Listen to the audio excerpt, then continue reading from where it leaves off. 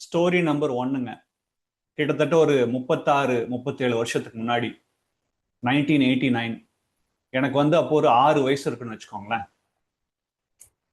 சின்ன கிராமம், கோயம்புத்தூர் மாவட்டத்துல உடுமல்பேட் தாலூக்ல ஒரு சின்ன ரொம்ப ரொம்ப சின்ன கிராமம். அந்த கிராமம் வந்து ரொம்ப பசுமையா இருக்கும். ஸோ அந்த கிராமத்துல நானும் அப்பா, அம்மா, என்னோட தங்கச்சி எல்லாம் வாழ்ந்துட்டு வரோம்.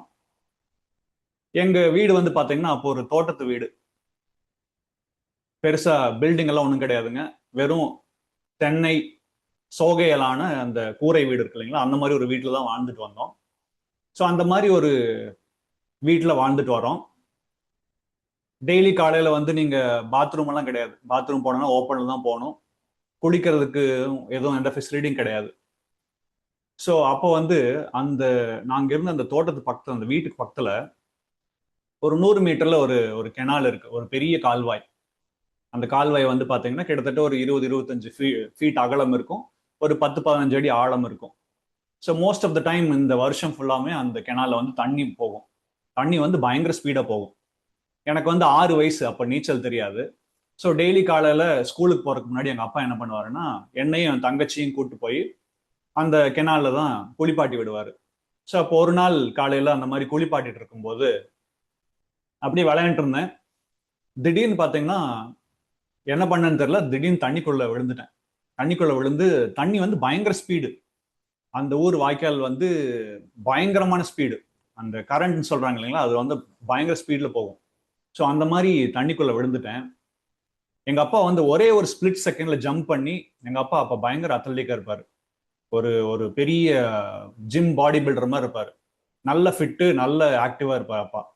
ஸோ உடனே ஜம்ப் பண்ணி என்னை வந்து டக்குன்னு கையை பிடிச்சி என்னை ரெக்கவர் பண்ணி கொண்டு வந்துட்டாரு. இன்கேஸ் நான் அன்னைக்கு கிட்டத்தட்ட ஒரு 36-37 வருஷத்துக்கு முன்னாடி அன்னைக்கு அந்த ஒரு ஸ்பிளிட் செகண்ட் எங்க அப்பா லேட்டா வந்திருந்தாருன்னா, நான் வந்து இறந்து கிட்டத்தட்ட 35-36 வருஷம் ஆயிருக்கும்.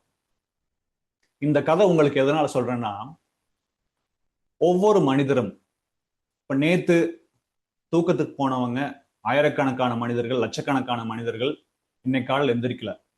இன்னைக்கு நீங்க எந்திரிச்சிருக்கீங்க, நானும் எந்திரிச்சிருக்கேன்.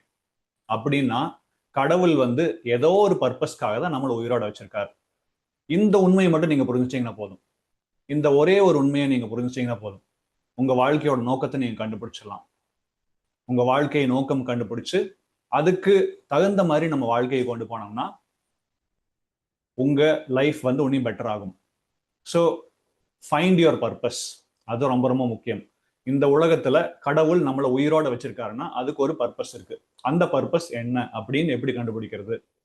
உங்களால தனியா கண்டுபிடிக்க முடியலையா, கவலையப்படாதீங்க. மாற்றம்னு ஒரு குரூப் ரன் பண்ணிட்டு வரேன்.